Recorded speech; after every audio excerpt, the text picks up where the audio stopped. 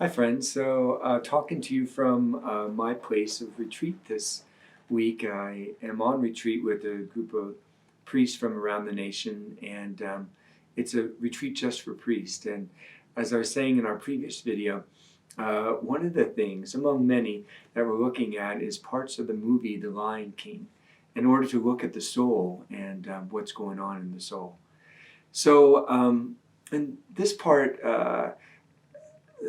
the second part, Simba begins to remember who he is. Remember, Nala, his girlfriend, comes to him and tries to bring him back home, to try to help him to remember that he's the son of a king and he has a great destiny.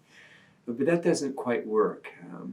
But that's important when you're looking at the soul, because when we're slaves to our sins, when we are so ashamed of the things that we've done in our past, and we're caught up in disorders and addictions and attachments and the life that we are never meant to live, God will send people our way to try to bring us back to our senses, to recover our minds, our reason, to recover our hearts.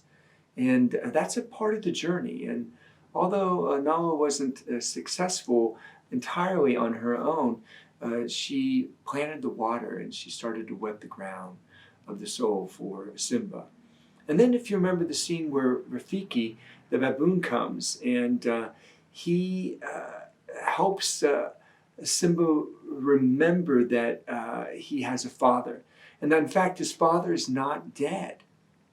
And he goes and he takes Simba through the darkness of the forest with the briars and all that kind of stuff, which is symbolic of the spiritual life. We'll dwell in that darkness, but the way out of it sometimes is through the darkness too, in order to eventually get to the light. And I'll get back to that in a second. But he takes him to a pond or a stream, a river, and he asks him to look, and there's his father. And when he looks, all that he sees is himself at first, a reflection of himself. But then he asks him to look deeper and longer. And ultimately, he sees in himself the Father who is alive. And ultimately, the Father speaks to him and reminds him that not only is he, the Father, alive, he's speaking to him now from heaven, but that he's his son. And he has this destiny for him. And he wants him to fulfill that destiny by going home, the place that he gave to him as a king, the son of a king. And again, that's the spiritual life, right? When we look at ourselves through the mirror, literally, or through the metaphorical mirror of the spiritual mirror of our souls, we only see our broken selves. We only see the mistakes, the sins that we've made, the betrayal of the Father, the turning that we've turned our back. That we're living Hakuna Matata, but eventually Hakuna Matata fades us after we search after all the pleasures, after all the things that we set our hearts upon, after all the things that we thought that was going to make us happy and forgetful. We can't run from who we are, sons and daughters of God. And eventually, we're going to look at ourselves and see God alive in us, who wants to come fully alive in us. But the only way that we're going to do that is to be able to return home to Him. The home that He created for us in this life, and that home that leads us to our heavenly home. So remember that scene when Simba comes to just the borderlines of Pride Rock, right? The borderlines. And he sees his kingdom in devastation, right? Because he's allowed someone who was not the rightful king of his land to take rule, along with all of his minions, Scar and the hyenas, right?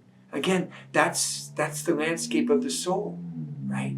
Is when we abdicate our place in this world, our unique place in this world, then the spiritual landscape of our soul is devastated.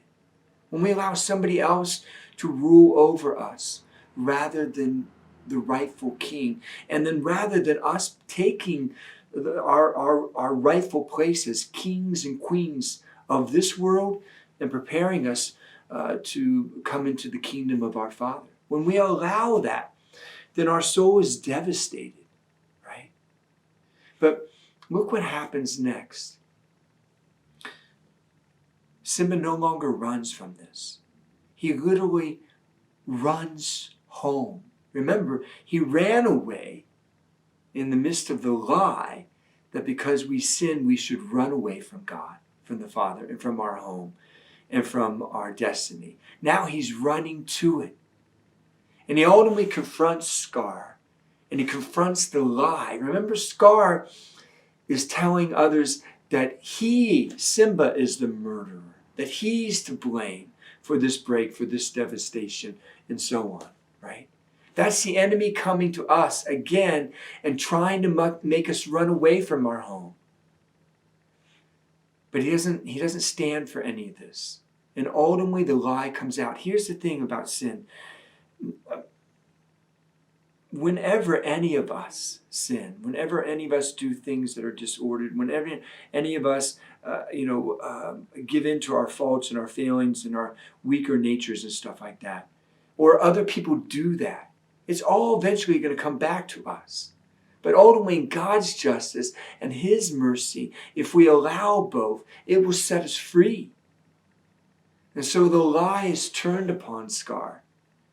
And everyone realizes who Simba is, including Simba.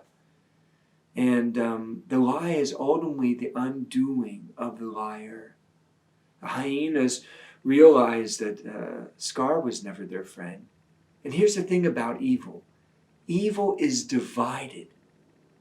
And so that's the undoing of Scar. The hyenas turn against him. But love is not, especially God's love. It's what unites us as people. It's what unites us to God. It's what unites us to our true self. And it's what helps us to fulfill the destiny that God has given us. So no matter where you have been in your spiritual life, you have a home. And God is always calling you to that home.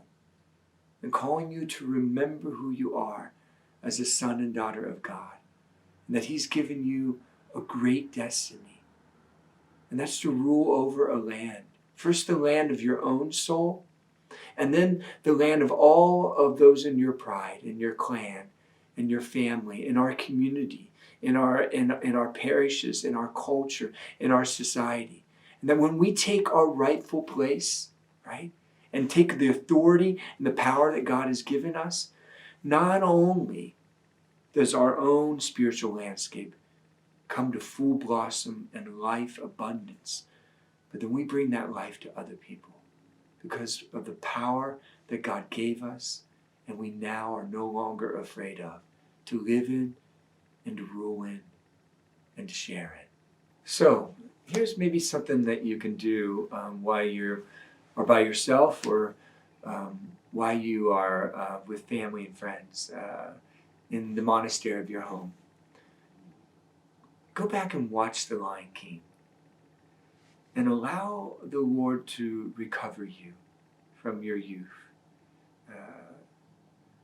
The king and the queen you were always meant to be.